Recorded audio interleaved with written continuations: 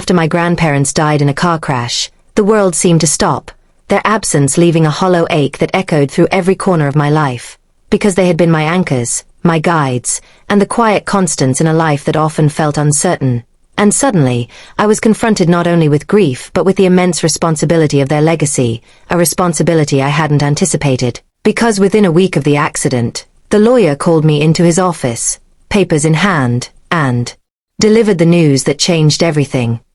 I was the sole heir to their $6 million estate. I sat there, stunned, the weight of the revelation almost as heavy as the grief still fresh in my chest, because money had never been a topic in my relationship with my grandparents. They had raised me with lessons in integrity, humility, and the value of hard work, and now, that same fortune, immense, tangible, and potentially transformative, was in my hands, and I had to decide how to honor their memory while navigating the responsibilities it entailed. I thought about the expectations of distant relatives, neighbors who had always whispered about their wealth, and friends who might see me differently now, and I realized that with inheritance came judgment, scrutiny, and pressure, but also an opportunity to make choices that reflected the principles my grandparents had instilled in me: generosity, compassion, and stewardship. Over the following days, I reviewed every detail of the estate, from bank accounts and investments to their charitable commitments and personal assets, and I felt a mixture of awe and anxiety,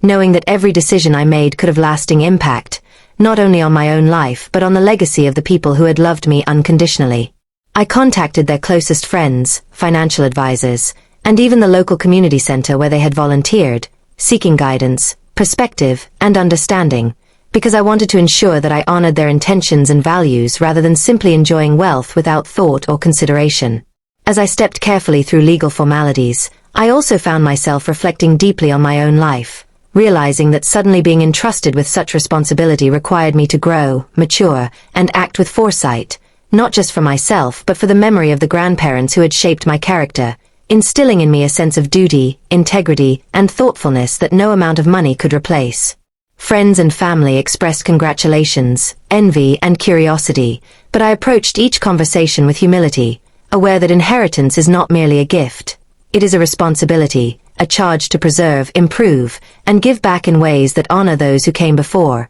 and I resolved to make choices that reflected wisdom over impulse, generosity over indulgence, and thoughtfulness over recklessness, knowing that money is fleeting but character endures. Within weeks, I began to implement plans for charitable donations in their name, investments in community projects they had supported, and careful management of personal assets that balanced my own needs with the legacy they had entrusted to me. And with every decision, I felt closer to them, as if their guidance and values were still present, steering me through uncharted territory. Reflecting on the entire experience, I understood that while grief and loss had brought tremendous sorrow, the inheritance also brought profound lessons. The importance of responsibility, the power of intention, and the way love and values can endure beyond life itself, transforming not only the heir but the communities touched by the choices made, and I realized that being their sole heir was not simply about wealth. It was about honoring a lifetime of guidance, kindness, and integrity, and ensuring that their legacy would continue to shape the world long after their passing,